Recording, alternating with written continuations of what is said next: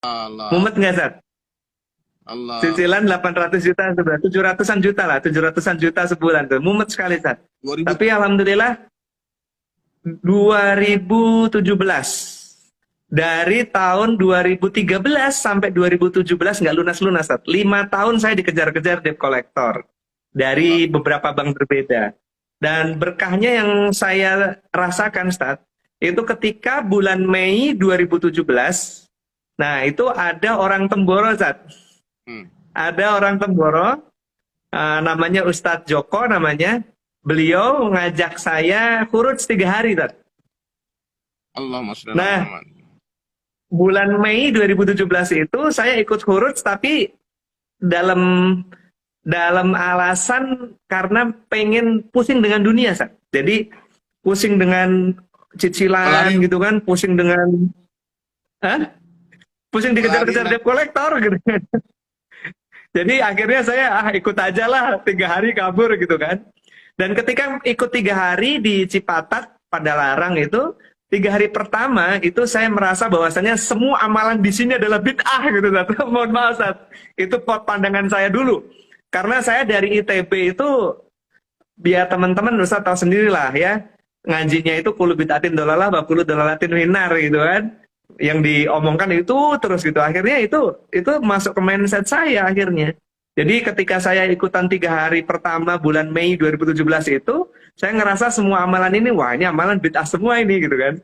Nah, jadi saya tidak begitu kena di hati saya. Nah bulan depannya, beliau itu masih ngotot, Stat, ngajak lagi, Stat. Ayo ikut lagi gitu kan. Ayo ikut lagi, kita ngadain lagi. Nah saya nggak enak, saya ikut lagi.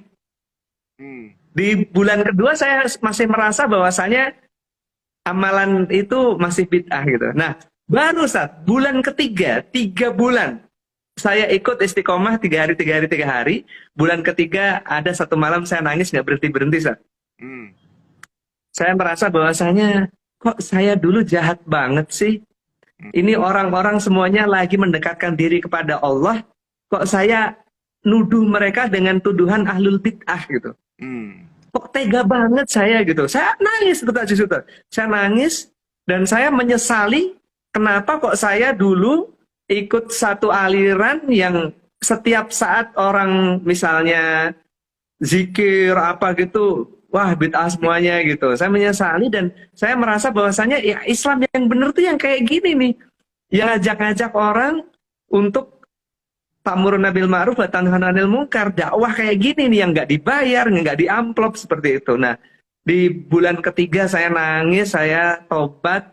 Akhirnya saya merasa bahwasanya semua orang Islam itu insya Allah ahli surga, nggak ada yang punya kapling sendiri, nggak ada yang merasa ada satu golongan yang lebih berilmu dengan golongan yang lain sehingga dia menganggap golongan lain itu ahlul bid'ah semuanya gitu. Saya menyesal dan istiqomah terus, Tat. Masya Allah. Sampai Di sekarang. bulan ketujuh, Tat.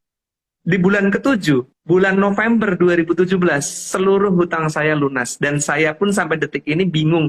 Waktu itu gimana cara lunasnya gitu kan. Yang jelas Allah membantu. Dan ketika saya ngobrol sama Ustadz yang ngajak saya khuruj, Ustadz, Masya Allah saya dapat pertolongan ini.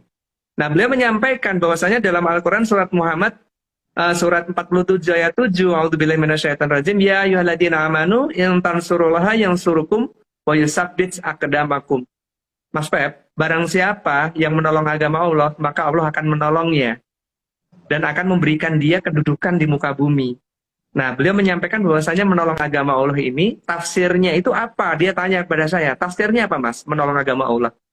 Saya jawab, sedekah, Tat? Bukan. Terus beribadah? Bukan. Kata beliau, menolong agama Allah adalah ambil bagian dalam usaha dakwah. Allah. Seperti yang Mas Pep lakukan. 7 bulan ini istiqomah 3 hari, 3 hari, 3 hari ngajakin orang ke masjid, itikaf 3 hari. Mas Febrian menolong agama Allah, maka Allah menolong Mas Feb. Apa yang ditolong, Mas? Yang ditolong katanya ada 5, Sat. Imaniyah, ubudiyah, muamalah, muasyarah, dan akhlak gitu. Dan Mas Feb ditolong dari muamalahnya ini gitu kan, dari muamalahnya. Sehingga hutangnya 20 miliar lunas hanya dalam hitungan 7 bulan istiqomah tiap bulan ikut Itikaf